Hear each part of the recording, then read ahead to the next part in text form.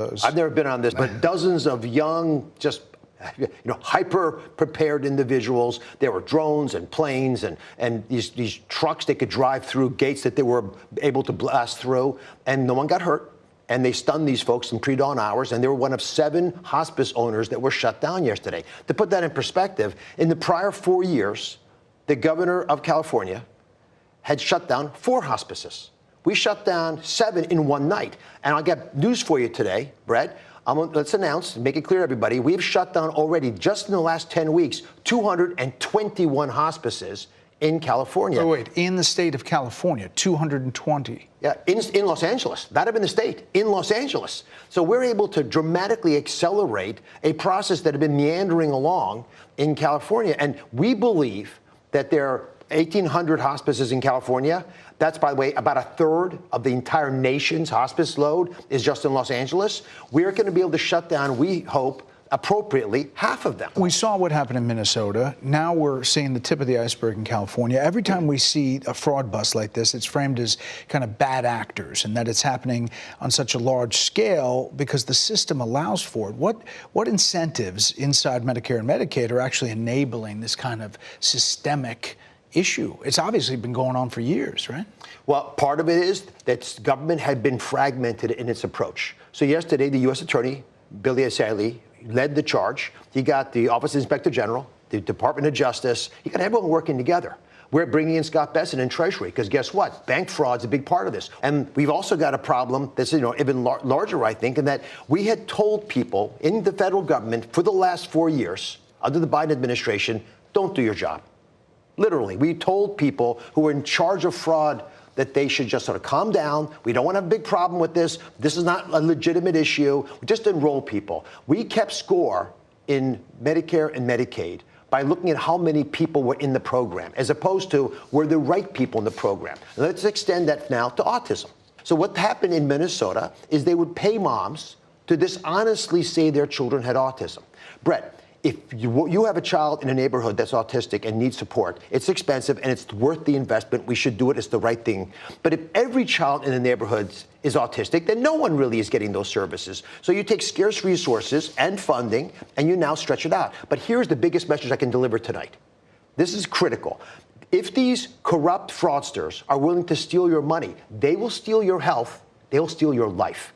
I've seen it firsthand. Hospice owners who are willing to throw away the benefits that these older folks should have, and they die because they don't realize they've been tricked into signing up on hospice they never wanted. We have the same thing happen with durable medical equipment. Brett, we're right now in the epicenter of this. Durable medical equipment suppliers in South Florida outnumber the number of McDonald's by 2-fold.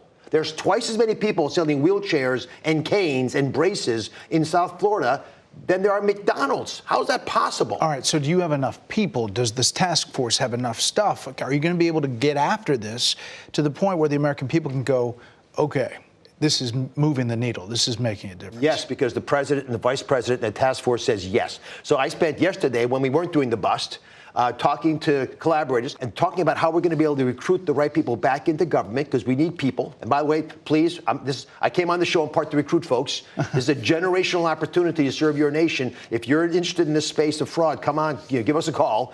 We want to hear your tips. I found out that of the referrals we were getting in my agency from the Office of Inspector General, these are like detectives finding fraud, we were only acting on about a third. Well, if you only act on a third of what detectives are telling you is fraud, you're throwing away a lot of good intel, but also the detectives stop referring cases because they don't think you're serious. I told my team I want 100% of their referrals acted on, and I want to hear about it if we don't do this. And that's what everyone across government is doing, because the vice president has made it really clear. He doesn't want the gaming anymore. He doesn't want one arm of government holding back another arm. We are all laser focused on dealing with the crisis the American public is furious about.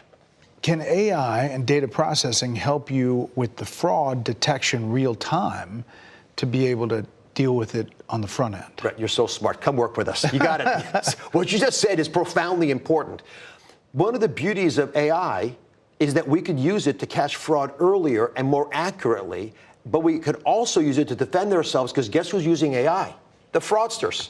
They're corrupting the system with sophisticated tools to hide their ill-gotten gains from us. So by us using technology, AI in particular, we're going to copy what's already happening in banking. You don't think bank managers are good at fraud. If they were, they wouldn't be bank managers.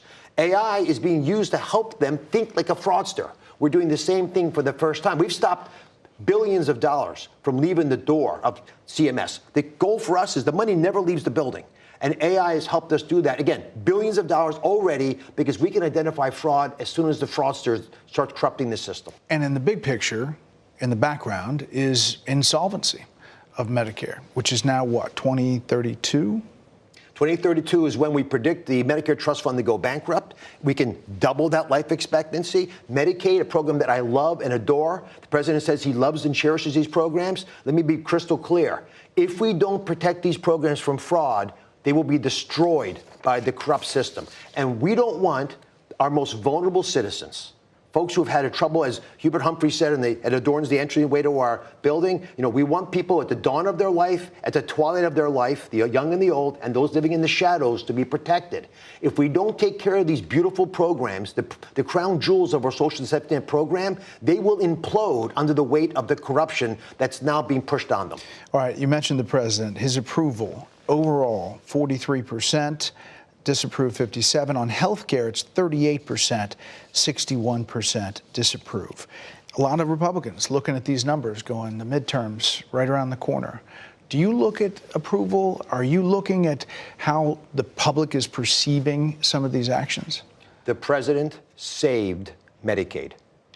The president came into office with a proposed additional expenditure of $5.4 trillion in Medicaid alone. We were becoming a big healthcare system with a small country attached.